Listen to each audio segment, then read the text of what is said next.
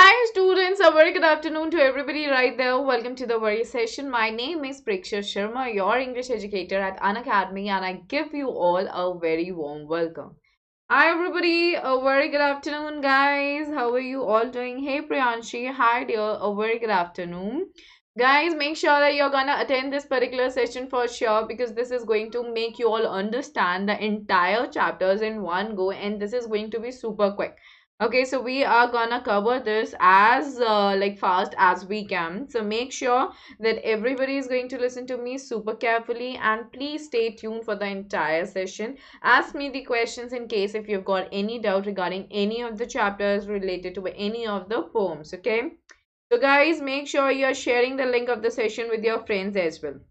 Alrighty, Priyansha dear, I'll be asking you certain questions. Okay, there's not going to be any Mendy, there's not going to be any quiz as of now. Instead, we are going to deal with the theoretical part of all your chapters and the poems. Okay. Okay, and the spelling of there should be There. Their is used in the context of the living beings. Okay, all right. Hey, Siali. Hi, dear. A very good afternoon and welcome to the worry session. So, guys, today we are going to have super quick revision of First Flight. My name is Preksha Sharma. I'm sure you guys know me so well. I've done Masters in English from Delhi University, and for the past few years, I've been guiding a lot of you. And now your exams, they're around the corner, and I'm sure that everybody is really prepared and doing super duper well, and you guys are practicing everything greatly, right? Moving ahead, guys, we have got the Telegram channel which has been created only for our dear and darling students. So, guys, don't miss this out. This is literally important. Kindly join this because this will help you all to stay updated for all the upcoming sessions. You know, exam is just coming, so you have to be a bit more careful about everything now. All right. So, don't miss out any update which is being given by any of the educators to all of you. Okay, now guys, we have Unacademy subscription features. Guys, there is no quiz, but I am gonna make you all revise everything in a bit detail. And obviously, I'm gonna ask you all the questions, and they are going to be the random questions. I would like to have the answers right in the comment section. Okay, so just be prepared with all the questions. Okay, now coming to Unacademy subscription features, you guys get to learn live from the comfort of your home. Unlimited access to all the courses will be given. Top educators of India, that means the highly qualified teachers are sitting here to help you all to go through your subjects in a smooth manner and score the best, right? Then regular doubt clearing and answer writing sessions would also be there. Exhaustive coverage of the entire syllabus would also be there. Mentorship and guidance would be there. Study material in the form of PDF would be provided. Practice tests would be there. Live test series and batch courses. So we would have daily practice sections, weekly mock test series, live quizzes, daily MCQs, and subjective test series for all our dear students. Make sure that you're giving a thought about this and you are like thinking for your good. Okay, moving ahead, we have got the iconic subscription wherein we are providing you all one-on-one interaction with your educator. So personal mentor would be there for everybody. Live doubt solving sessions would also be there. Weekly reports would also be there. I mean, in those reports we are gonna tell you that where exactly you're doing super good and what are the areas wherein you need to work more. Okay, then parent connecting, we are going to connect with your parents as well to tell them that yes, of course, you're doing well. Alrighty, people. Hey, ma'am, Phantom. Today we are not going to have any menti, my dear. And Nishant, hi, dear. Alrighty. Good afternoon, Amit. Hey. Then study planner would also be there, and all benefits of Unacademy subscription would also be a part of your iconic subscription. So what do you see? We are providing you a lot. All right. So think about this. Now coming to Unacademy subscription pricing, guys, we have got different monthly plans. You guys can go ahead with any plan that suits you the best, be it 48 months, 36 months, 24 months, 18 months, 15 months, 12 months, 9 months, 6 months, or 3 months. PSH10 is the code, guys. Make use of this code. It will give you straightforward 10% discount and make your life super duper easier. So kindly go ahead with it. Discuss about this with your parents and do the best for yourself. Alrighty. Now, guys, Unacademy merge. This is super duper amazing for everybody right there. Mega mock test for CBSE Term 1 board exams. Guys, do not at all even think of missing it because it stands a chance to win prizes and scholarship worth rupees 50 lakhs. And along with that, you will have a very good practice. So it's going to start right from November 27 till 30th of November from 5 to 6:30 p.m. Do not miss this, guys. Do not even try to do that. Then winners week, it is regarding your Ask It Out feature offer has been extended recorded as 10 doubts and win an Academy Plus subscription free for 15 days. It's valid till 28th of November, guys. Kindly go ahead with this. It is applicable for CBSE 6 to 12, MH Board 9 to 12, and NTSC Foundation. So go ahead, everybody. Now, guys, Unacademy Combat, you guys would have it on Sunday, every Sunday for all the 90s. Take your shot at winning scholarship worth 1 crore. With Unacademy Combat Certificate of Merit for top 25 rankers, free live test on Android and web. Enroll right away. Test is going to take place every Sunday. Okay, and offer for plus subscribers, exciting mega offers for CBSE students classes 6 to 12. Buy 12-month subscription, get 6 months free. And by 24-month subscription, get 6 months free and flat 10% special discount only for first 1,000 subscribers. So be in that list. Alrighty. Now coming to your Unacademy free special class features. Live real-time interaction using chat and emojis. Ask questions using the question tab. Live poll options for quiz. Poll leaderboard. Compete with your friends as well. So we are going to have the special classes maybe today or tomorrow. All right, so just keep yourself a bit more updated, guys. Now we're gonna start with the very chapter Letter to God, which has been written by GL Fuentes. Guys, please, these are the last tips that I'm sharing with all of you, okay, for the upcoming examination. A Letter to God is one of the chapters which is dealing with the concept of faith. Okay, it is talking about humanity as well. So faith is something that has been shown by the character Lencho. Humanity, guys, you all can note down the points. Okay, humanity has been shown by the postmaster. All right, and the very title is ironical because herein we do not know what is the address of the God. A letter to God is something that is not reaching to a tangible place. Alrighty, and it has been written by GL Fuentes. Please learn the spelling. Learn the spelling, guys. I've been asking you all to just pay attention to the spellings. If you guys are not going to pay attention to the spellings this time, you are going to be in loss. Okay, so just don't do that. Alrighty, people, do you all get that? Hey, Ritu. Guys, we're gonna have the Minty soon. Don't be worried about that. Alright, today, right at 5 p.m. in the evening, you have got your quiz. So be right there. Alright, we are gonna deal with footprints without feet. So be right there. Now, coming to the all the important points, guys, the story is revolving around the idea of having unquestionable belief. Guys, just use certain terms. Unquestionable, not shakeable. Alrighty, unshaken. Okay, so you have to just make sure that you guys are paying attention to this. Guys, surely if today the class is going to be taken place, it's gonna be right at 9:30 p.m. But today I might not have one, but tomorrow we are gonna have one for sure. Alrighty. So the story is talking about the unquestionable belief in something. That means that something which is unwavering. Alright. So please pay attention to all the words that are important. Unwavering faith. Then the story is set in a Latin American country and Lencho is the protagonist. Protagonist means your main character, everybody. Alright, and he is a farmer. Guys, pay attention to everything. He is a farmer, okay? He is a man of agriculture. Anything can be there in your examination. Farmer, a man of agriculture. Okay, so basically he is a person who depends, okay, who depends on his fields. You have to just keep a lot of words in your mind. So Lent writes a letter to God seeking help from the Almighty after discovering his entire crop yield destroyed by a devastating hailstorm. Alright, so hailstorm has been called as devastating. Why? Because it destroyed the entire field of crops. And what was the crop that was being that was being grown in his fields? Everybody, what was the crop that you had seen there? Everyone, would you please let me know? These things, they are quite important, guys. Just let me know. Hey Ritu, hi. I'm very well, thank you so much. So just tell me, guys, tell me. Hey Tom girl, hi. So what was the crop, guys? Come on, be quick in giving me the answers. You should know this. It was the cornfield, right? It was the cornfield.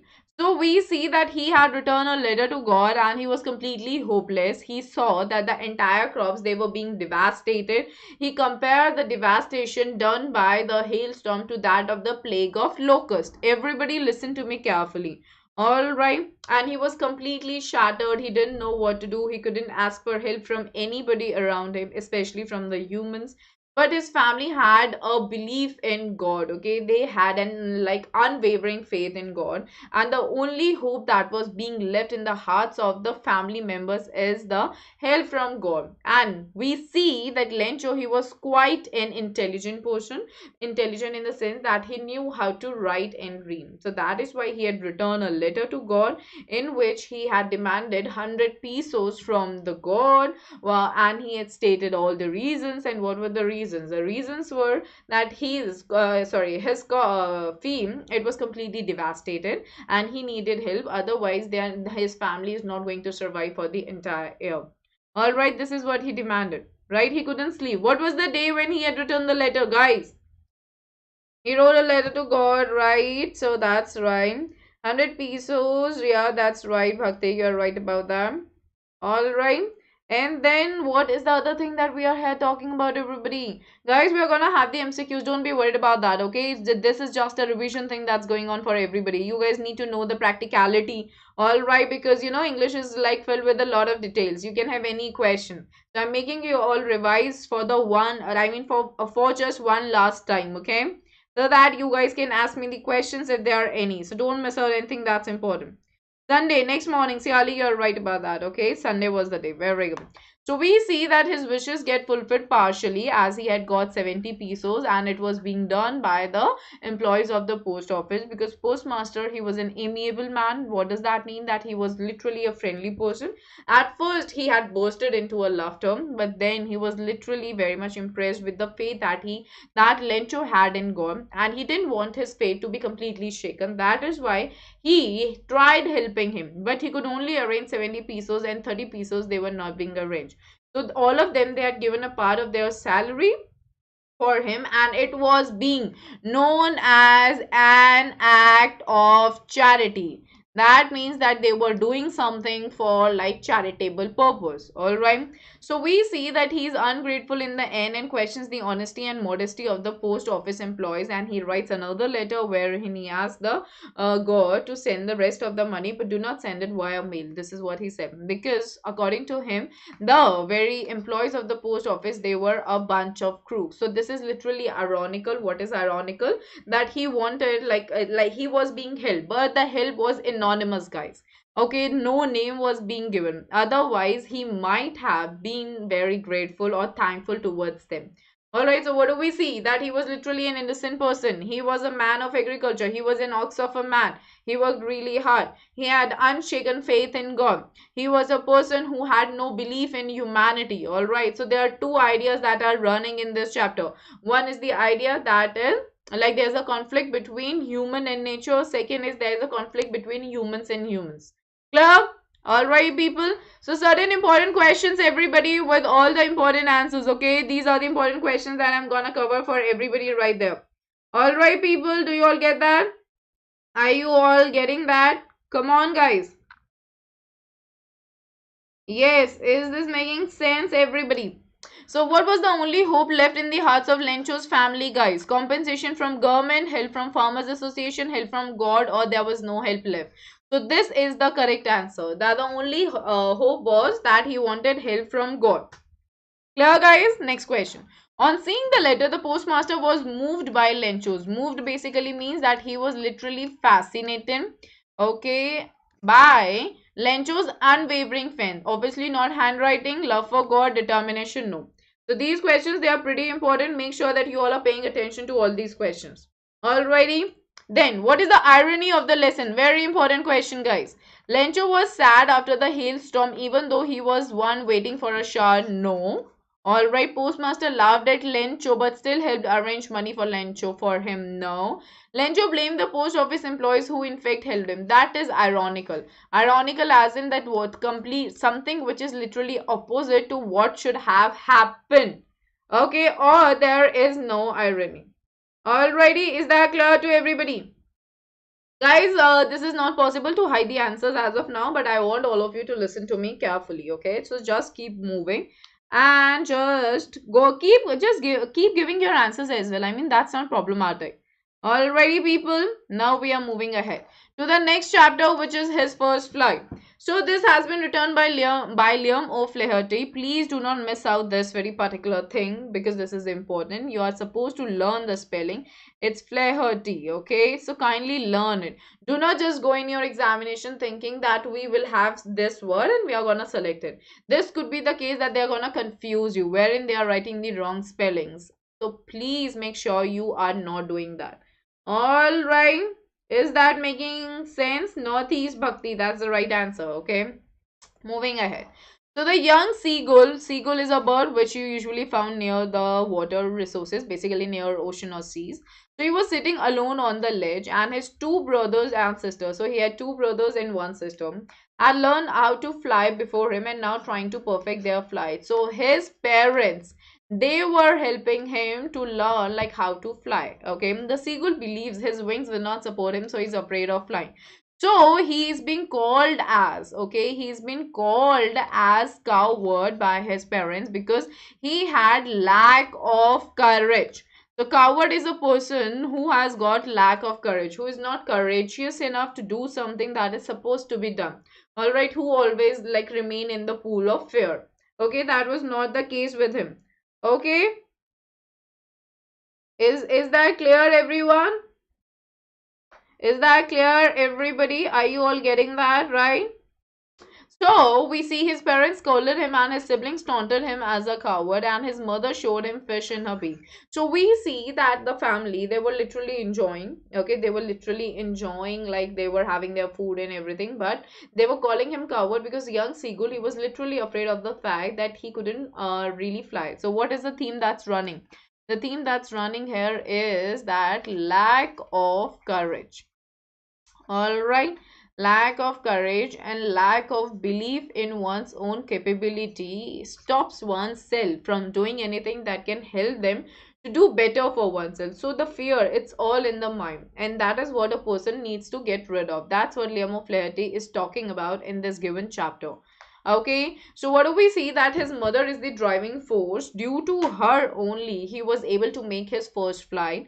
All right, because he was maddened by hunger. He was literally going crazy. He didn't eat anything for last 24 hours and he was there on the ledge and he was sleeping under the ledge. He was all alone, and now when the sun was rising, okay, it was really becoming difficult for him to survive because he really needed food. And when he saw that his mother was actually flying towards him, he was literally very happy, okay? But his mother stopped in between. Why? Because she wanted him to do certain efforts to just catch that piece of fish. And this is what he did. He dived at the fish. All right, and when he did that, he suddenly realized that he's falling. And then suddenly he opened his wings and he started flying higher. And then he was shrieking. He was shrieking in fear. At first go, he was in a fear, but then he realized that he could really fly. That is where his fear, it was completely vanished and he was now making a proper flight.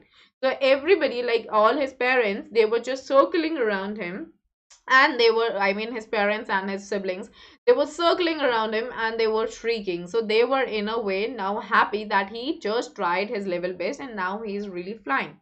Right, everybody? Is that clear to everyone? So we see that he dived for the fish and at last he could fly. So finally he was flying and he reached to the green sea wherein he was being given the scraps of a dogfish, right? And he was eating it, right? So finally, what did we see? That he was able to fly just because of the courage that was now there in him because of the very hunger. He was starving. He was dying out of hunger. And that is why he needed food, and that is why he did what he was supposed to do earlier. So what is the chapter telling us, people? Chapter is telling us that we need to have the courage. That's what the chapter Young Seagull is all about. So why was he afraid to fly? He was a coward. No, a lot of you answer this. He wasn't a coward. He was afraid his wings will not support him. This is the right answer. He was afraid that everyone would judge him. No, both 1 and 2, no. So do not go ahead with the concept that he was a coward. No, he was being called a coward by his siblings. Okay, by his parents. But what was the reason that he was not flying? Because he thought that when he is going to fly, his wings, they are not going to support him. Do you all get that? Yes, everybody? Do you all get that? Varish madden basically means that you're going completely mad, you're going completely crazy. For example, like you're going to a restaurant and you want to have pizza. You've been hungry since morning, like since like 9 o'clock, and you've been roaming out in the sun, and then you reach to Domino's and like you order your pizza, and the person, okay, if it's a self-service thing, then that's a different thing. But the person, if he's bringing the pizza to you, all right, and then he stops in between and he's talking to somebody else, you'll be like, I am going mad. I want food. Alright, so in Hindi we say pagal ho jana. Out of hunger, you are going crazy because you are so hungry. So that's the thing. Do you get that? Yes, everybody. Is it clear to everyone? Yes. So this is the right thing. Next, why were his parents teaching his brother? Sorry, what were his parents teaching his brothers and sisters? To perfect the art of flying, to skim the waves, to dive for fish, or all of the above. Already, guys, this is not the answer. This is the answer. Okay, so basically they were teaching him to perfect the art of flying, as in like how to be perfect in flying. Then to skim the waves. Skim basically means that when the waves are coming, so how are you just touching the surface of the waves? Like these are the waves, no? So when you are flying, when the bird is flying, so it's just touching this surface and then flying again. Alright, then to dive for fish as well. Like how do you need to look for a fish in the water? So like they were being taught about everything. That is the D point is the right answer. Is that clear, guys? Barish, that's good. Is this making sense now? Is that clear? Just let me know about this. Is that clear now? Yes, guys. So just keep this in your mind that skimming the waves is something that is really an art, and his parents, they wanted them to be like completely perfect with this. Okay, because his parents wanted them to be independent. Moving ahead. What urged him to make his first flight? It's hunger, sight of fish, courage, or both one and two. What is the right answer? Sight of fish. That means when he looked at the fish, you know, when you're so hungry and like, your mom, she prepares something really amazing for all of you, and that's right in front of you. Even if you're studying or you're doing anything that's really very different for you, I mean, you're like watching TV or anything, so immediately your mouth, it starts watering and you want to have that immediately. So that is what it was happening with that young seagull, right? Clear to everyone? Yes, guys.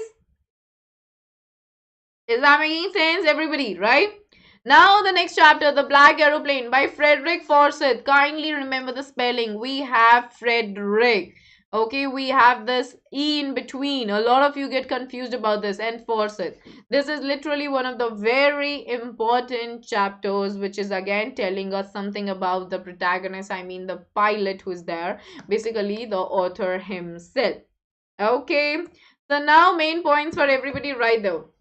The narrator was flying his old Dakota. Okay, guys, this is an important spelling. You can be confused in your examination wherein you are getting this spelling.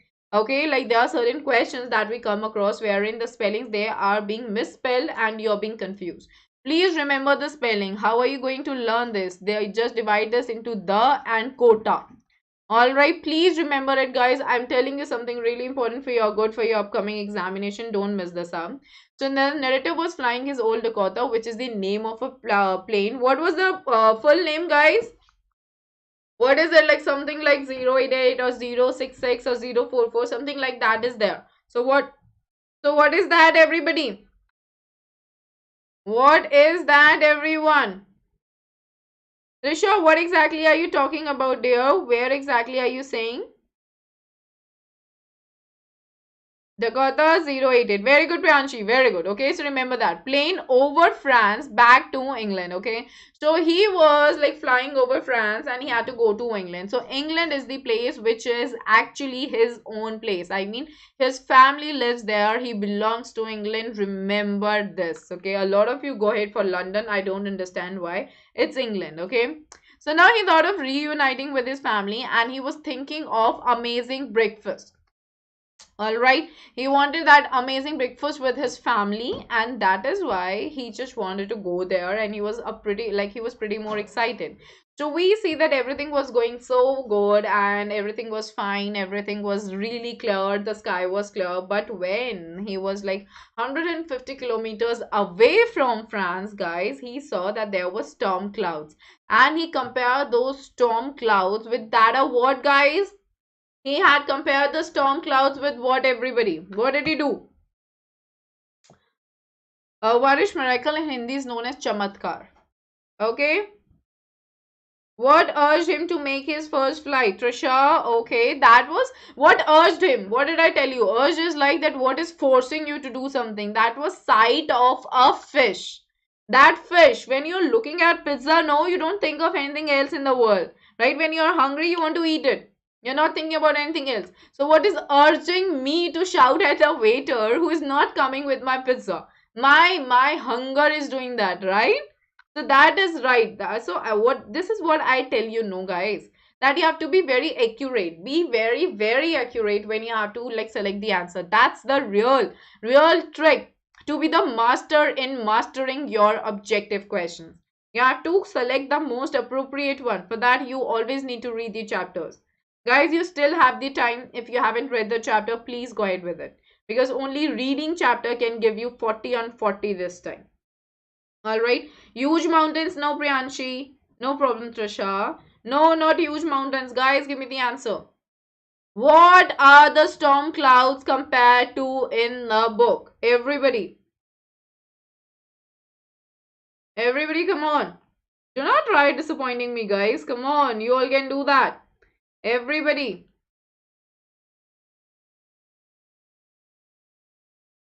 Okay, hi guys. Alrighty, so let me tell you the storm clouds, they were being compared to black mountains. Okay, you have to keep this in your mind, and we have got simile here wherein we are comparing something by using like or as. Okay, so suddenly we see that he was like all his instruments, compass and radio, they stopped working. Alright, he was literally panicking now, and suddenly what did he see? And he couldn't even see outside, but suddenly there was a black aeroplane which appears in the storm, and the other pilot helped narrator to find his way out of the storm. So he was like completely and blindly following him.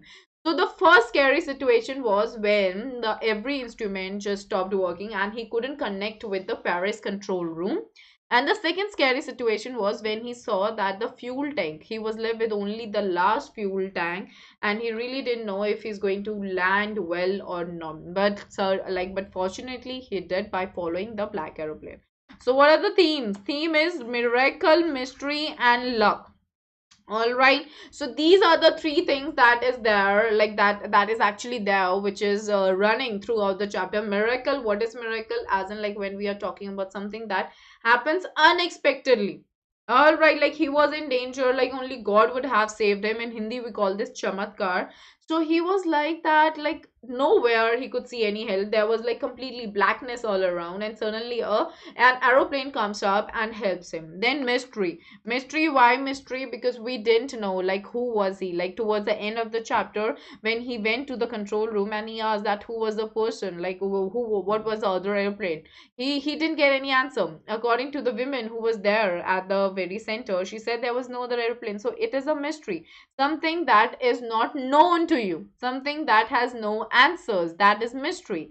And luck, why luck? Because like it was his fortune, sorry, it was his luck that he saw another aeroplane. Otherwise there were many, otherwise there are many incidents wherein there is no luck. So these things, they are very important. Is that clear to everybody? Yes guys, is that clear everyone? Now moving ahead, questions. The title Black Aeroplane is based on what? It's based on the aeroplane that helped the pilot. Okay, it's not the pilot's aeroplane. It's not even the aeroplane in the stormy sky. None of the above is not. So title Black Aeroplane is talking about just the aeroplane that had helped the pilot. Okay, this is what you all will have to keep in your mind. Do not go ahead with the concept that aeroplane that appeared in the stormy sky is the black aeroplane. No, we are being very specific here, wherein we are saying the aeroplane that had helped the pilot is actually the black aeroplane. Okay, now they look like black mountains standing in front of me across the sky. Across, why? Because that was at the opposite direction. For example, he is standing here. All right, for example, he is standing here. So we are talking about the position when he was here. All right. Okay, so like what look like black mountains? So black mountains is obviously not the answer, not even tall buildings, not black plateau. It was the storm clouds. All right, why storm? Because they were completely black. All right, why black? Because there was supposed to be a storm, like a rain kind of thing would have happened. Clear? Now, what instruments had stopped during the storm? You have to keep in mind compass and radio, both of them had stopped. Keep this in your mind. All right, now the next chapter from the diary of Anne Frank. Very important, guys. Please remember the title of the chapter is from the diary of Anne Frank, and it has been taken from the very writing, which is the diary of a young girl. All right, so whenever the name of the chapters appears in, so please do not go ahead with this. This is the actual book that was being written, and from the diary of Anne Frank is basically an excerpt, that means an extract that we have taken out from the diary of a young girl. All right. Vadish seagull is basically an animal, which, sorry, a bird that you find near sea or oceans. Okay, hey Ayush, I'm very well, thank you so much. Now, moving ahead, what are the main points that you all will have to keep in your mind related to this chapter? This lesson is an excerpt from Diary of a Young Girl, or you say the Diary of Anne Frank. All right, so kindly keep this in your mind, and it's an autobiography that was first published in 1947. Guys, please, please, please, you have got this before you read section, okay, in this particular book, or sorry, in this particular chapter. You are not gonna miss that because it has got a lot of information. It has got the name of the person, I mean name of the sister, name of the father, what exactly happened, what was the background, what was the thing, sorry, what were the things that were going on during the World War, and how do we see that the Germans, they were taking over, right, on all the people who were from somewhere else. So it is literally important that you need to know the history because it's a factual chapter. And whenever we are dealing with the factual chapters, guys, always keep this in your mind. This is the key mantra I'm sharing with all of you, that you are supposed to know the background well, because the questions can be from the background too. All right. So what do we see that in this particular chapter, Anne expresses her thoughts in a diary which was gifted to her on her 13th birthday. She named it as Kitty, which she considered her as only true friend. So it was really difficult for her to get close to others because she was not really an extrovert. She was really introvert, and it was not really comfortable for her to share her intimate feelings. That means her very close feelings, her very private and personal things in her life with anybody else. Though she had got a lot of people around her, but nobody was a true friend to her wherein she can pour out her heart. Alright, that is why she mentioned in the given chapter that paper has more patience than people, and this is literally one of the very important statements for your understanding. And this can be there in your examination, which basically means that she is saying that paper, you can pour out all your feelings on a paper and you're not gonna be judged for that, because people who are around you, if you're gonna tell them any kind of a story related to your life, they may judge you. But this is not the case with paper because it holds a lot of patience, right? Because it cannot speak, right? It cannot judge you. That is why she mentions that paper has more patience than people. People, like person, they may get like frustrated, or they may be like bored, like stop saying all this, but paper is not going to stop you from saying anything. That is why the Diary of a Young Girl, the book that she had written, is actually expressive of everything that was happening around her during those times, because she had written everything in an unbiased manner. That means like the way the things were, she had written it that way only. All right, people, is that clear, everyone? Yes, guys. Hey, Manoj. Hi, dear. Is that clear? Okay, paper has more patience, Nandini, my dear. Patience, the spelling is wrong. It's Patience. Okay, now she mentions about her childhood, her family, and a lot of other things that she told no one else. So she had mentioned a lot of things, okay, that was like a little bit personal. Is that clear to everybody, guys? Is that clear to everyone? Now we are gonna move ahead. Wherein what do we see? So this is the actual diary, guys, that she had written. Okay. Now moving ahead, the given extract provides a personal account of daily life that Anne lived, and how were the people around, like how did they hide themselves in one of the chambers of his father's building. I mean, sorry, where his father worked, in that building. So she had given a sincere and honest description of her parents, friends, and teachers. Alright, people, is that clear? Yes, Daksh, tell me. Alright, now we are moving ahead.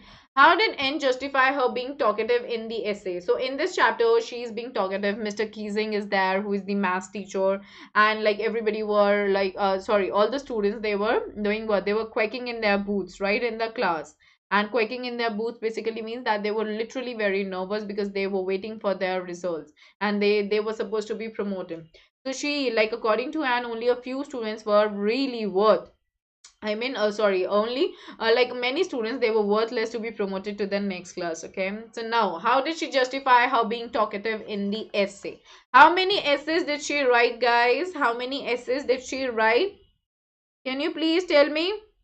That's, my dear, your exam is going to be as per your understanding. I mean, if you have studied well, it's gonna be very easy. If you haven't studied well, then it's gonna be hard. So the entire funda is so simple, right? That's gonna be the case. How many essays did she write, guys? Don't tell me Priyanshi and Nandini, have you not read it clearly? We see she had written 3 essays, everybody. She had written 3 essays. I mean, that way, like, whatever the, I mean, poem, you're right about that, Priyanshi. Like, one funny poem, that's right. But, like, as a part of a punishment, she was being given it for 3 times. So, what did she write? Why was she being talkative? I mean, what is the reason she gave? She discussed the subject topics in class. No, it's a habit. No, it's an inherited trait from her mother, and you can't do much about it. Okay, sorry, that is the right answer, which basically means that you have inherited one of the properties from your parents. That's in the gene, and you can't really do about it, and the class is boring, of course not. Okay, so why was she unable to get closer to her already existing friends? She didn't like her friends? No. Her friends are not understanding? No. She can't bring herself to talk about personal stuff. That's the right answer in all of the above. No. I hope that's clear to everybody. Okay, and next question, what was Anne Frank's full name? This has been given in your before you read section. Okay, if you have read it well, you know it well. Okay, so you might be confused between this and this. But if you know the spelling well, you can go ahead with the right spelling. So it's Annalisa Mary Frank. Okay, please learn it, guys. Kindly read the chapter carefully. That's really needed. Is this making sense, guys? Okay, is this me, Brahm dear Kumar dear? I'm speaking in a very simple English. I'm not saying something that's really sophisticated. I think the others, students, you all can understand me so clearly, right? There is no problem, right? And we are dealing with the subject English, dear. That's what is needed to be spoken, right? Guys, do you find anything problematic? Moving ahead. The 100 Dresses One by Leonard Estes. Very important chapter. Just learn it clearly. We see Wanda Petronsky is basically a Polish girl, and she had no friends, and she was a poor girl who had always wore the same faded blue dress. This is very important. All right, and Peggy and Maddie. Okay, Maddie's actual name was Madeline. Okay, learn it. It's made and line. You can break it in two parts and learn it that way. So Maddie was her nickname. So Peggy and Maddie, they were two fast friends. They were the best friends who used to make fun of Wanda by asking same question almost everybody. I'm sorry, almost every time. All right. So what was the question? How many dresses did you say you had hanging up in the closet? Yeah, 100, all lined up, said Wanda. So they used to make fun of her. Okay, she used to appear to be completely different. Like, she was not an American. She had come from Poland, all right, but she was a poor girl, and she used to live on Borgens Heights. Sorry, she used to live in Borgens Heights. All right, and she used to come from a place which was literally muddy. She used to sit right at the end of the class. She didn't used to speak a lot. She just used to speak when somebody used to ask her anything, and she had always tightened her lips after saying something. What does that mean? That means that she used to keep it so brief and exact. So whatever you are asking her, she's gonna answer that, and she is then done. All right, do you get that? Is that clear to everybody, guys? Yes. Is this making sense to everyone? Yes, everybody. Is this making sense? Then yeah, 100 all lined up, said Wanda. The story is told from the point of view of Maddie.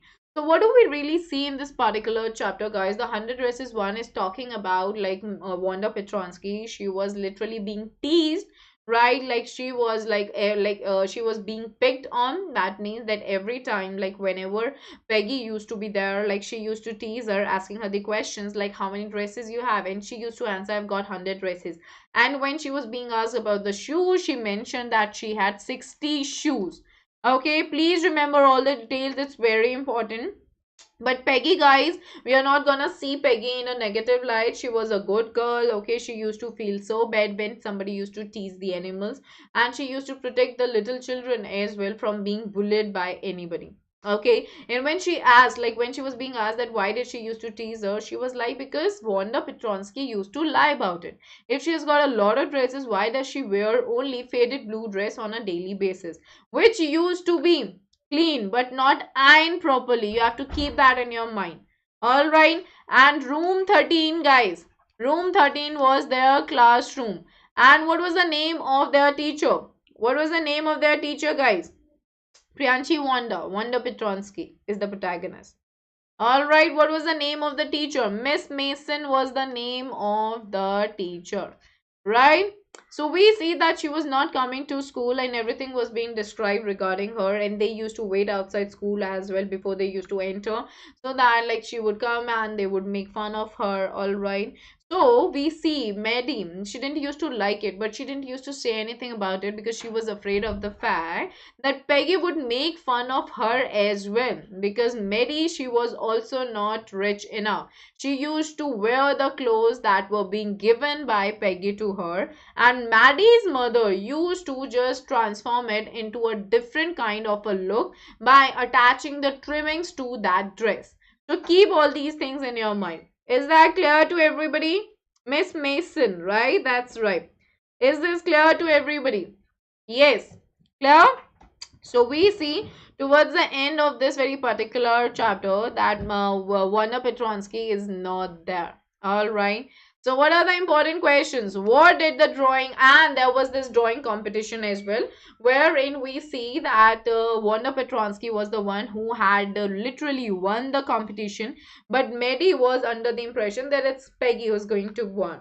All right. So they saw that all those beautiful dresses, and it was literally super duper amazing. But therein, we didn't have Wanda Petronsky to celebrate her victory. Alrighty. So, what did the drawing and coloring contents mean for girls and boys? Designing dresses for girls, okay, and motorboats for boys. Keep this in your mind. All right, designing interiors and bikes, no. Designing dresses and bikes, no. Designing interiors and motorboats, no. All right.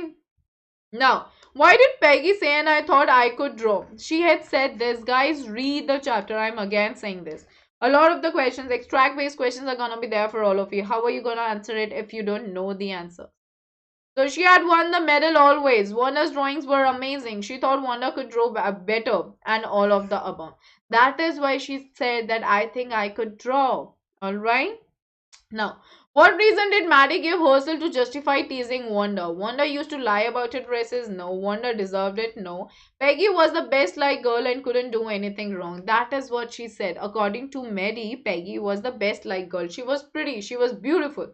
Okay, and everybody liked her. She was a very famous girl in the entire school. So she was like that. She is being liked by everybody. So she cannot do anything wrong. That is what she justified. And being silent, guys, like when you see that something bad is happening, blue and green dresses, right, could be not really there. It's not okay. I had taken up a session on this. If you want it in detail, you can just visit that session. All right, okay. Now we are gonna move ahead. Alrighty. So we see that Maddie, she was literally like silent, and she was not really stopping Peggy, though she had written a letter kind of thing. I mean, she was writing something in order to stop Peggy, but she was afraid that she's going to be the next one if she's just going to continue this. Alright. Now the 100 dresses too, again by the same person. Okay, it's a continuation of the very chapter. Guys, do not miss out any chapter this time. Okay, if you are planning to miss out any chapter thinking that you can do like you can just do certain selective study, then no selective study, please. Okay, just do everything and just read everything and you're good to go. All right, no selective study. All right, Savita, my dear, I had already done that. All right, but don't worry, I will have it tomorrow at 5 p.m. But today I'm gonna have it for footprints without feet, right at 5 o'clock. So be right there. Alrighty, Priyanshi, lust is like when you're literally passionate about something that you're crazy for it. Like you cannot stop acquiring it. For example, like people, they are literally lusty for money. That means they want more and more, more and more, more and more. Okay, without giving a thought about anything. When you have got a passionate desire. All right, is that clear? So now the 100 races next thing, guys. Here we go. Alrighty. So what are the main points? It had been several days that Wanda was not coming to school. Everybody knew it. All right. So her father sent a letter to Wanda's class teacher. So the father's name, what is the father's name? Jens Petronsky. All right, that is the father's name. So in this letter, he had expressed his disappointment and the struggle his children were facing just because they were different. And he had a brother also whose name was Jake Petronsky. Kindly remember these names like desire. All right. Okay, so ma'am, now you complete 100 races part 1 and 2. This we do in this session. Is this we do in this session?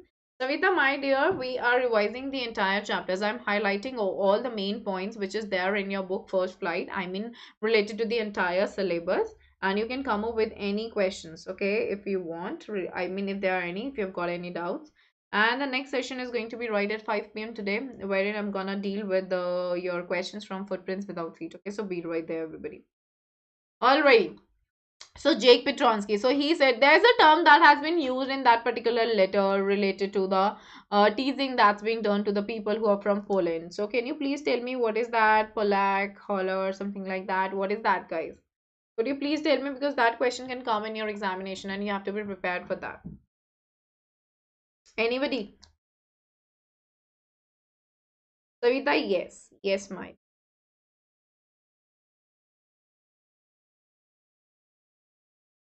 Yeah, come on, holopalak. Yeah, this is a very important thing, Priyanshi. Thank you for telling this to me. Holopalak, what does it mean? It means like when you are making fun of the people who are from, like, this is basically a teasing term that is being used for the people who are from Poland, okay? Like they have come from there, who are from the Poland descent. Okay, all right, Kushi. Okay, okay. Now we see Peggy and Mary became anxious. Okay, now Mary, she was literally feeling Mary thought that she is a coward. She was literally feeling so sad, and she couldn't start. I mean, she couldn't concentrate. Okay, she couldn't concentrate on her study.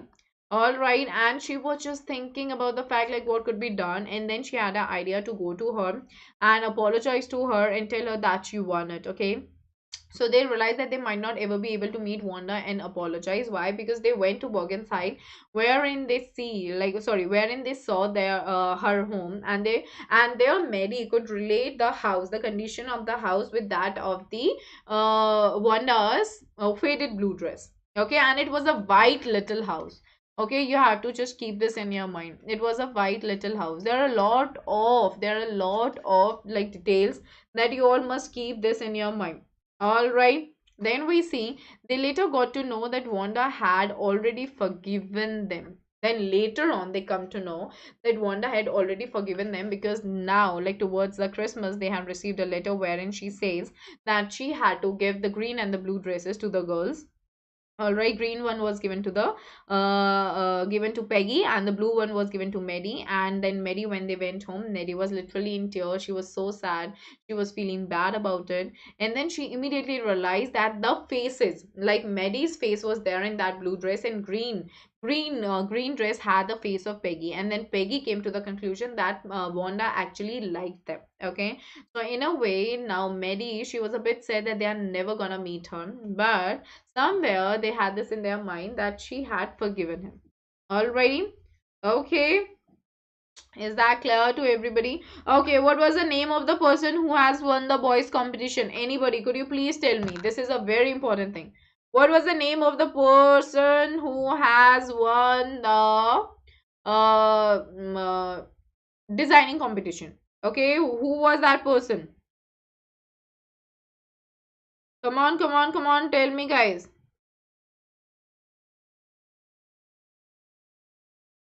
Yes, everybody, come on, just try to give me the correct answer. It's important. Come on, guys. Priyanshi, haven't you read the chapter? Nobody is giving me the answer. It was Jack Pagels. Okay, he had won the competition.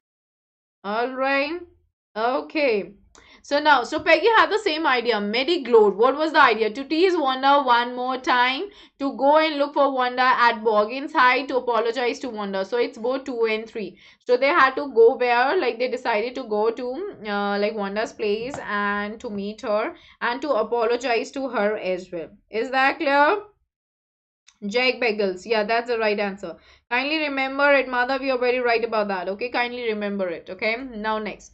What was the description of the house which Mary thought to be Wanda's house? It was little white house. Okay, no big white house, small green cottage, no tiny red hut. No, it was little white house. Okay, and the grass, like when they were like just passing from there was grass on the way. So the grass that was there, which was growing, it was being compared to kittens. Okay, kindly keep all these things in your mind. So what was the color of the dress in Peggy's drawing? Green. That's the right answer. Not red, blue or white. Blue was for Maddie. Okay, keep this in your mind. And guys, a lot of you, I'm gonna take that term soon. Don't be worried about that. Mother kittens, right? Now coming to this chapter, Nelson Mandela, Long Walk to Freedom by Nelson Lala Mandela. Okay, keep this in your mind, guys. Again, in this chapter, you have got before you read section, which is literally important. Read it. Okay, if I'm stressing on reading it, you guys are supposed to read it. All right. So what are the main points, everybody? This chapter is an extract from autobiography of Nelson Mandela, who was born on 18 July 1918, the first black president of South Africa. So this very particular chapter, guys, this is literally one of the chapters that is telling you about history, right? Like there are a lot of historical facts and you need to memorize them. Like when I'm telling you, memorize them, you're supposed to do that. You have to learn the names of the person who were like being who all had sworn in as deputy presidents, and who was the president, who actually accompanied him at the place, where was the event taking place, how many leaders were there, what were the things that were happening. So keep all these things in your mind. Hey Harshit, hi there. So we see that excerpts from Long Walk to Freedom include description of the inauguration ceremony, citations basically means that small lines that are being taken from his speech, his journey to being a freedom fighter, the struggle along with the tribute to other freedom fighters. So keep this in your mind. All right, it's important. Now, in South Africa, a brutal practice named apartheid. Apartheid is a system, guys, wherein we see a racial discrimination. Okay, we see a racial discrimination between the blacks and the whites. Okay, like the blacks, they are not being given any kind of respect or any kind of citizenship rights, and they are being treated brutally and very badly. Okay, so apartheid refers to the discrimination between people on the basis of their race. Remember this. So Nelson Mandela has become South Africa's first black president. This was the news. Then 3 centuries of white rule. Mr. Mandela's African National Congress. He belonged to African National Congress. ANC should be capital. Keep this in your mind. It is important. Racial discrimination. Yeah, you're right about that. So ANC party won 252 out of the 400 seats. Remember this. Detail has been given in the first democratic elections of South Africa's history. Alright. Okay, so we see that it was one of the most brutal societies where dark-skinned people were deprived of their basic rights. And this lesson gives us an overview as to how Nelson Mandela, along with others, carved their way to society where there were no discrimination. Sorry, where there will be no discrimination on the basis of their color, caste, race, age, or gender. Okay, guys, herein I would like to tell you certain things that you all will have to remember. Names of, all right, all the patriots. Okay, and his definition, all right, of courage. What is that, guys? His definition of courage, his definition of fear. All right. So, guys, you have to remember this. And what did he understand by freedom? Okay, what was his boyhood? All right, read this chapter. What was his boyhood illusion? All right, and how did he live? Like he lived a monk life. Okay, and he is being thankful to patriots. So what are the names of those patriots, everybody? And who did accompany him? All right, like who accompanied him to his daughter, right? Who accompanied him. This is what you have to keep in mind. Where did this happen? Pretoria, amphitheater, right? What was the date? All the dates, okay? Very important, guys. Year, very important. What had actually happened? Everything is important. What were his ideas? What did he plan to do? Okay, and why did he say that it was the harshest society? All right, so all these things, they are very important. Are you all getting that? Please read this chapter, guys. I'm literally asking you all, okay? It's not a command, it's not even an order. I'm literally asking, I'm literally urging and requesting you all, please read the chapter. It's important to read. Alrighty? Clear? Is that clear? Yes, guys. Is this making sense to everybody? These are all important things I'm mentioning to everybody right there. Alrighty, now all the important questions. What realization did Mandela have of his boyhood freedom? That it was just an illusion. Illusion in Hindi is a brum. Right? That he was living in his own bubble world, wherein according to him, like freedom was like going here and there and just like that. No, that was all wrong. He was born free. No. Freedom was meant for kids. No. He had no realizations. No. So that was just an illusion. Alright? Clear? Next, what unintended effect did the decades of oppression and brutality had? That it created men of extraordinary courage, wisdom, and generosity. That means like it created heights of character. That's been given in your book. What does that mean? Heights of character basically means that it created such people who were ready to fight for its own community. Sorry, for their own community. Do you all get that? That they were men of extraordinary courage. I mean that they were being like they were being at the hands of people who were treating them brutally, but they were filled with courage, they were filled with wisdom, they were filled with generosity. They wanted to free their people, they wanted the citizenship rights, they wanted to be free from brutality, and they fought for it. And ultimately you see the very victory was in the form of a black president actually presenting the country. Okay, is that clear? So we see poverty and suffering, no. Boycott from foreign nations, no. Both 2 and 3, no.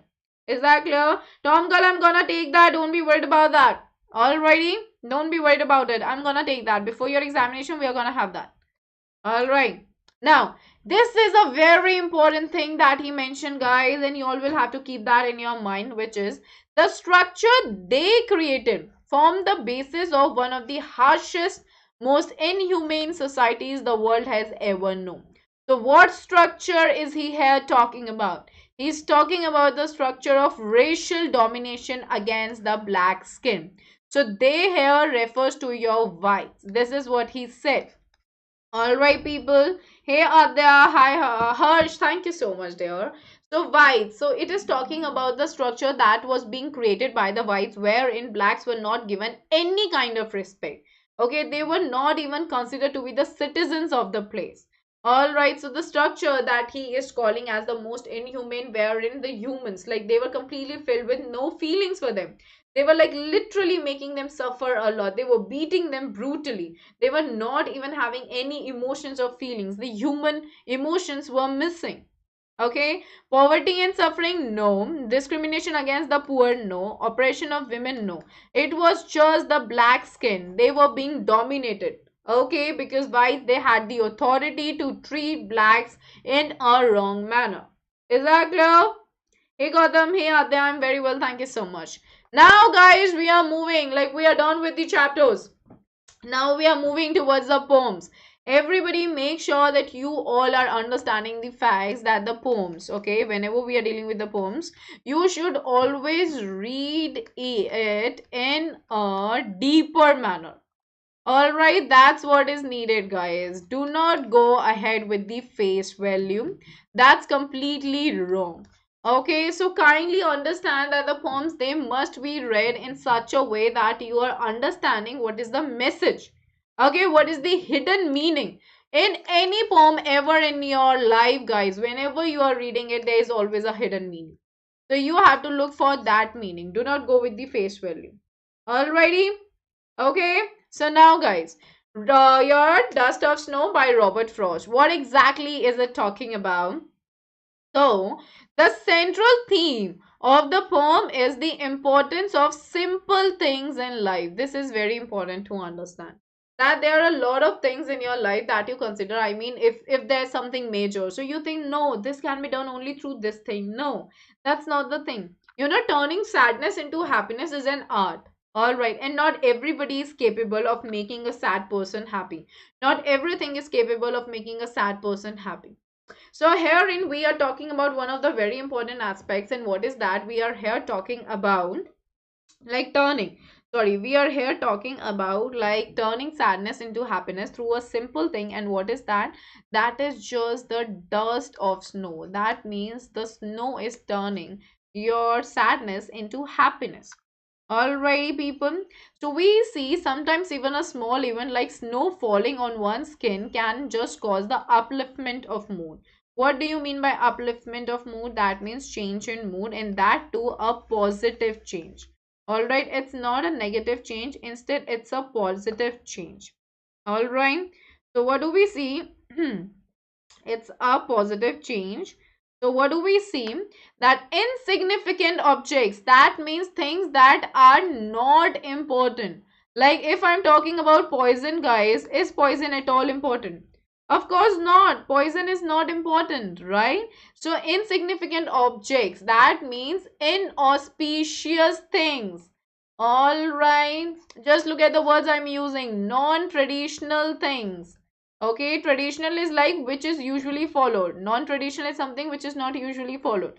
So objects like the crow and the hemlock tree, they are being used. We guys, the has been used here because we are talking about one specific tree which is a very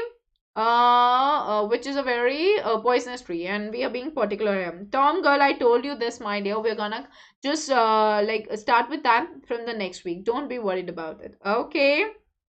Alrighty, now we are moving ahead like the hemlock tree, and then we see which usually represents sorrow can also bring happiness to one's life.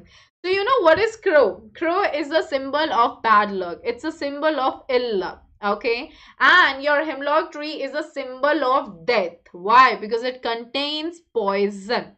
All right, I'm talking in journal. I'm not talking from the point of view of your poem. So what do you see? The crow and the hemlock tree, they are literally not the right things to be used in order to show something positive, and that too happiness. Okay? Like joy or cheerful, like being like you're being happy because of something that's quite an inauspicious thing. So this is literally one of the very different things that has been used by the poem Robert Frost in this given poem. And you guys need to understand this, that herein the poet is trying to tell us that all the insignificant objects are not always like talking about the negativity. Instead, here in the very insignificant objects are used as the carriers of positivity. All right, that they have got some positive thing, because like something that was supposed to happen has now been changed completely. All right, also one more thing guys, we see that in the first, like there are only two stanzas. Okay, there are only two stanzas in this particular poem. In the first stanza we come to know that the dust, like the dust, that means the tiny particles of snow had fallen upon the speaker through crow and through the medium of a hemlock tree, because somewhere the crow was there only.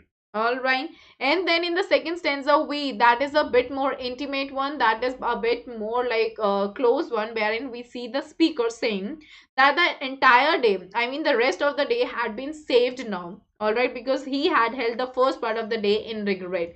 There is this term that has been used, rude means held in regret.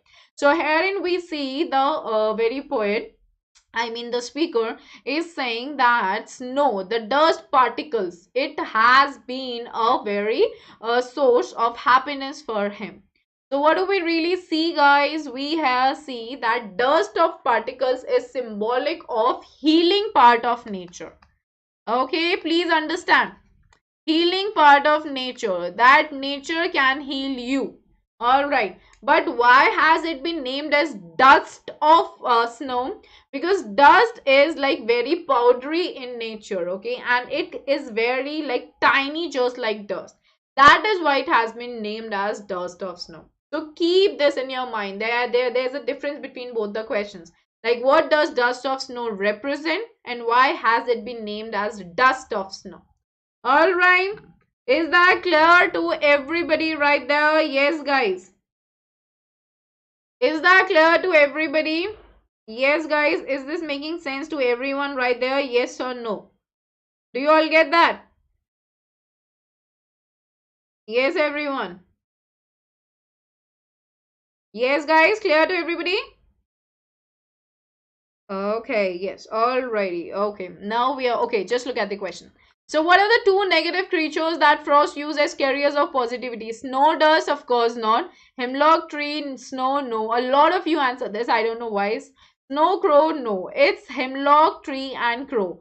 So, we are here talking about two negative creatures that Frost used as carriers of positivity. That means that they are responsible for bringing a positive attitude. So that's hemlock tree and crow. That's the answer.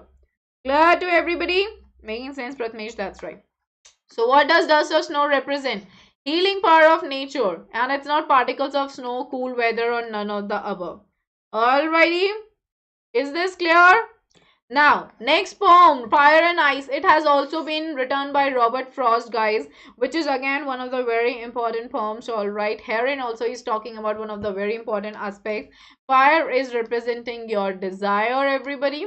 All right, and ice is representing your hatred.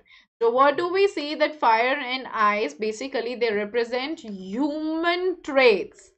Okay, they are symbolic of human traits, human characteristics.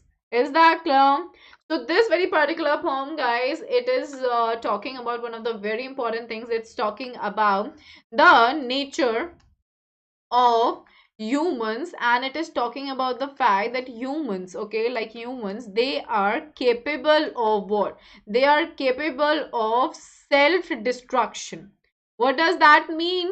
That they are capable of destroying themselves of certain things. For example, if I'm developing any sort of hatred against you, then I am not being very true in my feelings towards you, and I am being fake, all right, towards you. That means that you're not being a good human.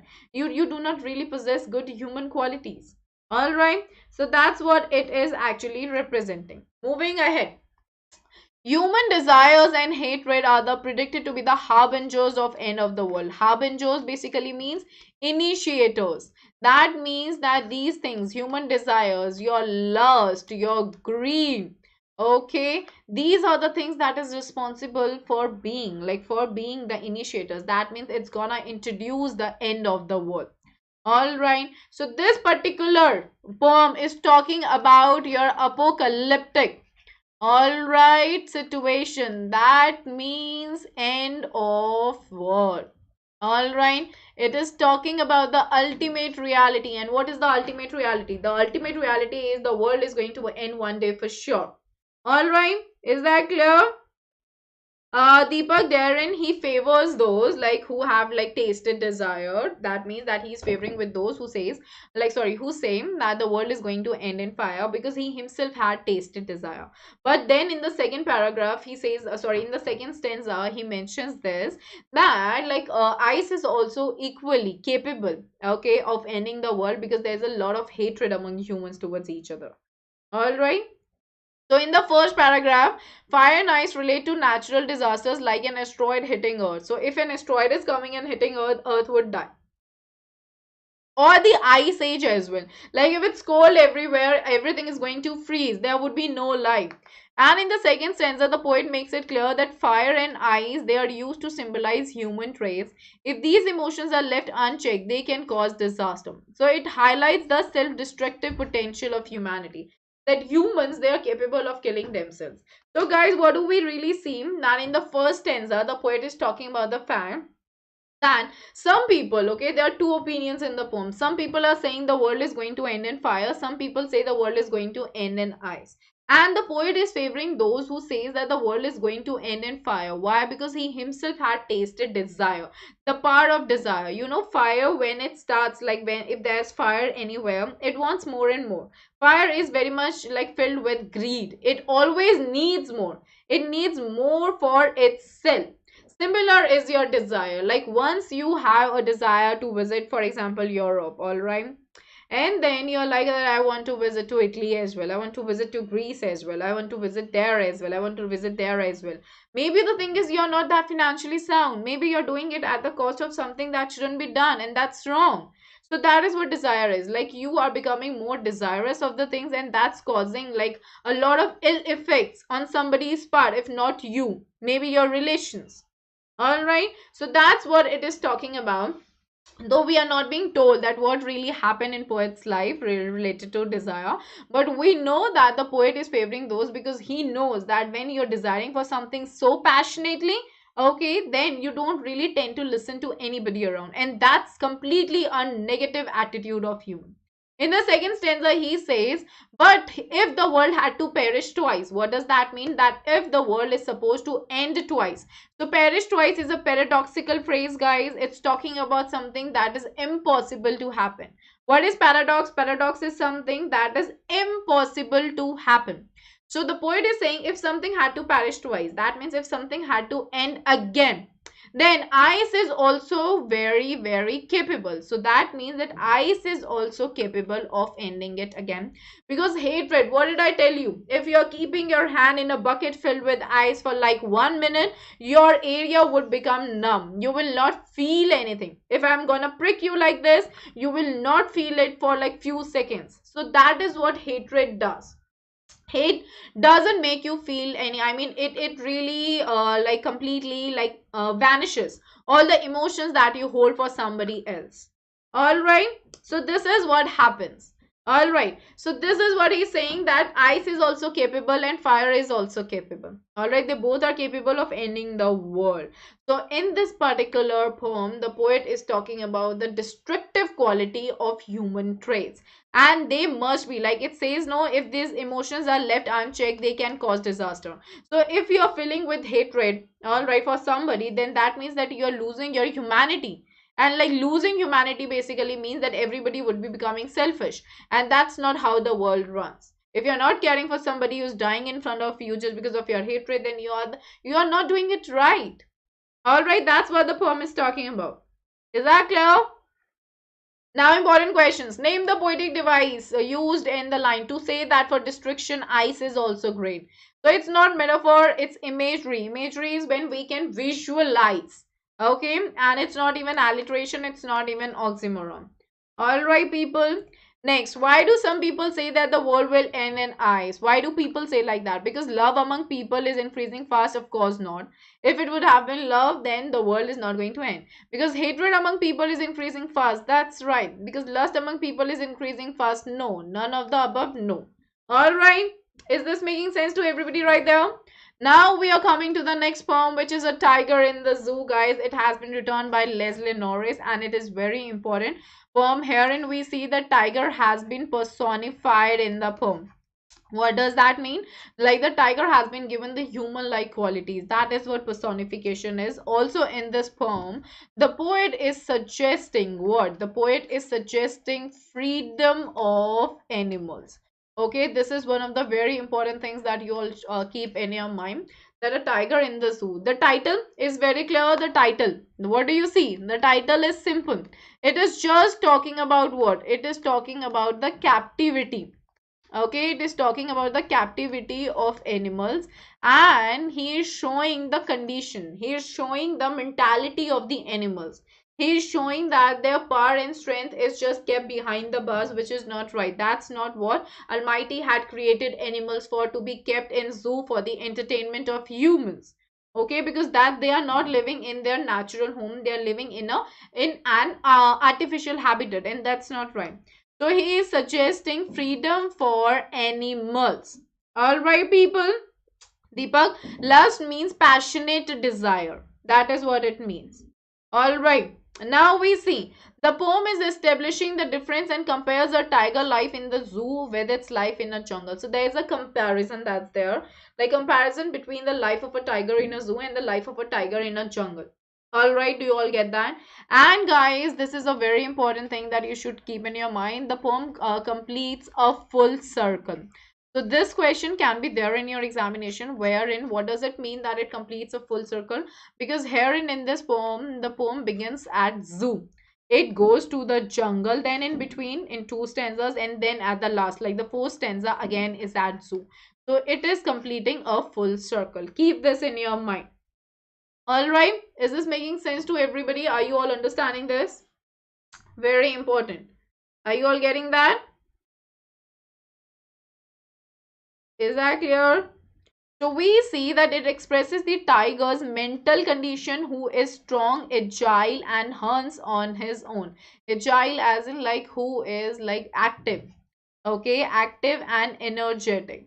So herein you know energetic. Yeah. Guys, have you ever seen a tiger? Anybody? Have you ever seen a leopard, a tiger, a puma, or like a panther, or like tiger? Yeah. Have you ever seen these animals ever? Have you ever seen that? Yes, everybody.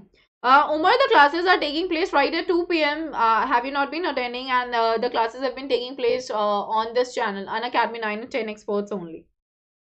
All right.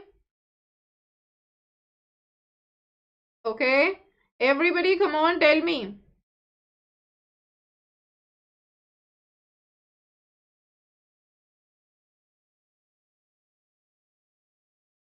Okay. So we see that tiger is like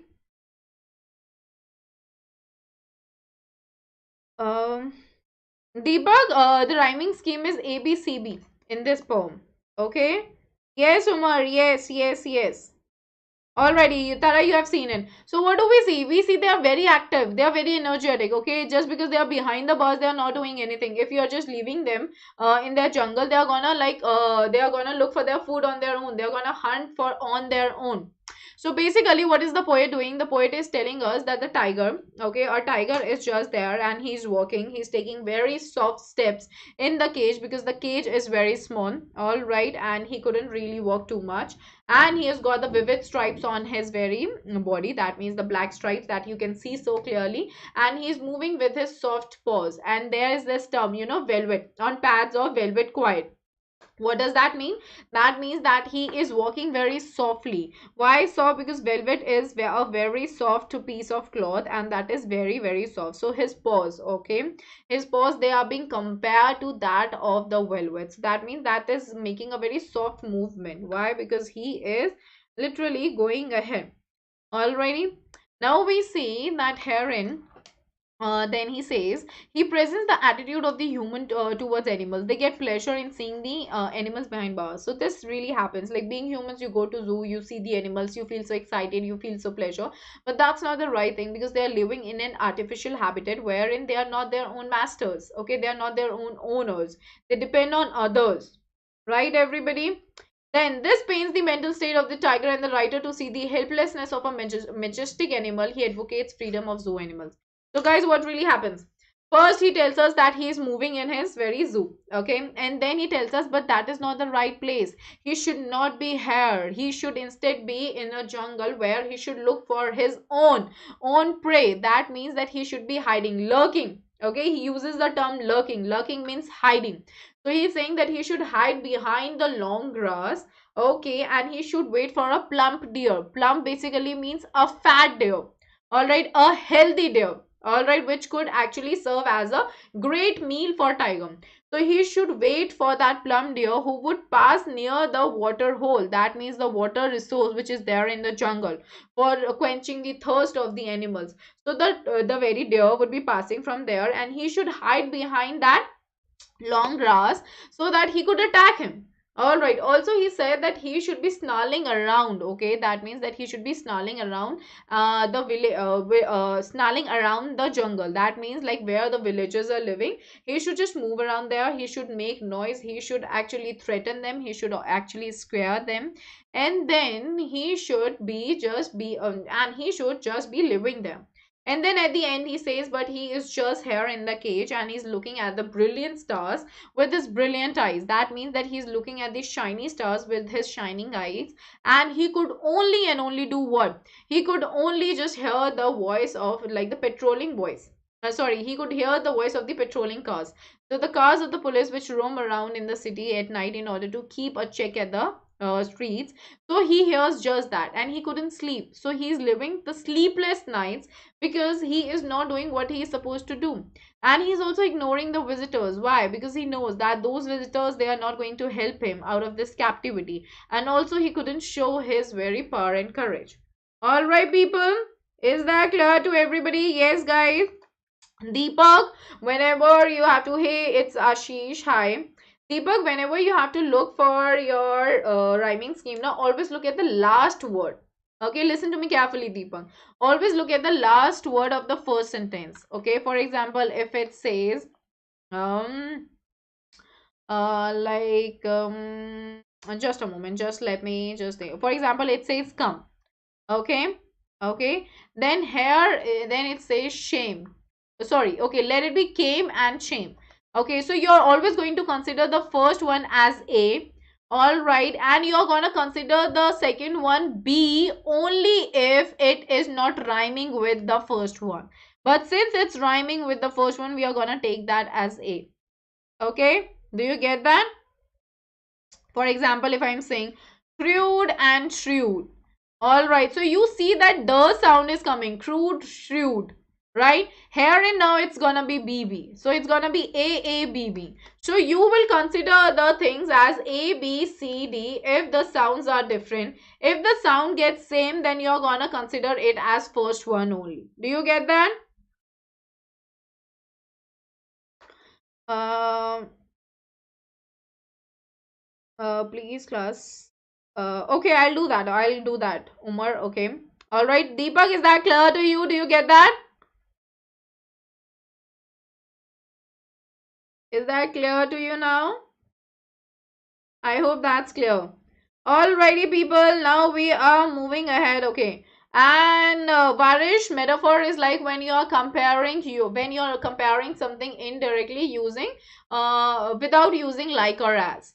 Okay, for example, if I am saying that he's a tiger, so that means I'm comparing him to that the qualities of the tiger. But if I'm saying he's like a tiger, that's a direct comparison. But if I'm saying he's a tiger, that's an indirect comparison without using like or as. That's what a metaphor is. Alright, Kamanya, a very good luck for your coming examinations. I hope you're gonna rock it well. Alrighty. Okay. So moving ahead, important questions. How does the caged tiger react to the visitor? He ignores them, right? That's the right answer. With a happy face, with a sad face, proudly no. Next question. What describes tiger in a jungle? These are very important things. Like locked in a concrete cell. Concrete means like cemented. Okay, of course, if he is a log, then that means that he's not in a jungle. His strength behind bars, that means that all his power has been locked again. No. Ignoring visitors, no. Bearing his white fangs, that means bearing means showing. All right, showing, or you say uncovering. Okay, his white fangs. Fangs basically refers to the sharp tooth. Okay, so that means when he's snarling around the village and then he is showing all these things, his sharp tooth, that means then he is in a jungle. All right, is that clear to everybody right there? Yes, I hope that's clear to everyone. Karmanya, that's my pleasure, dear. Just rock it and do let me know how was your result. Moving ahead, our next poem, which is the last poem, the ball poem. Okay, it has been written by John Berryman. Guys, again, a very simple thing has been used in this particular poem, wherein the poet wants to tell us, hey Manohar, wherein the poet wants to tell us that loss is a part of life. Okay, it's talking about loss. It's talking about epistemology. Okay, it is talking about the epistemology of loss. What does that mean? He is talking about the knowledge of loss, that the loss is something that is a part of life and everybody wants to understand this. Okay, and what does that mean? That if you are understanding this at a tender age, then that means you are going to bear anything that's gonna hamper you in a long run. All right, so one of the themes of the poem is loss of innocence. So the very child, he loses innocence. There was this ball in his hand and now it was just merrily bouncing. That means merrily bouncing. Merrily bouncing has been personified, guys. All right, why? Because usually humans, okay, it has been personified. Ball has been personified here.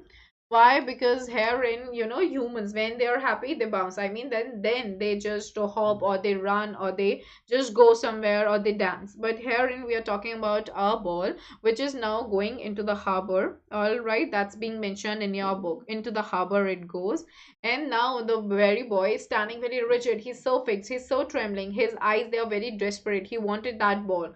Herein, the poet is saying there is no use of consoling the very boy. The reason being that his emotions were being attached. All his young days, that has been given in your poem, that all his young days went into the harbor. That means that all his childhood memories, the memories that were being associated with that ball, has now gone into the water. So what do we see? Ball is representing, what is ball representing in this particular poem? Ball is representing anything that is dear to you. Okay, it is representing anything that you love or that you like. All right, that is what it is saying. The poet says balls will be lost for always. That means that ball is a temporary thing in a world of possessions. That means in a world wherein you have got all the materialistic things all around you. In this world, you are definitely going to lose. Okay, you will definitely be losing things, and you have to understand this. So he is saying that the poet, like when, sorry, the poet says that when that ball is lost, now the child is learning. Now he's learning the epistemology of loss. Now he is acquiring the very knowledge of loss, that loss is a part of life. Do you all get that? Yes, everybody. Yes, Manohar, I do that. I already did that to all of you. Today, we are just going to deal with the important highlights from your book, from your chapters. So basically, he has lost his innocence, and along with that, he has now acquired the very concept that, like, one has to stand up. Okay, like once something is lost, you have to stand up, because the things will be lost forever. Nothing is going to be there for permanent reasons. Okay, everything is temporary around you.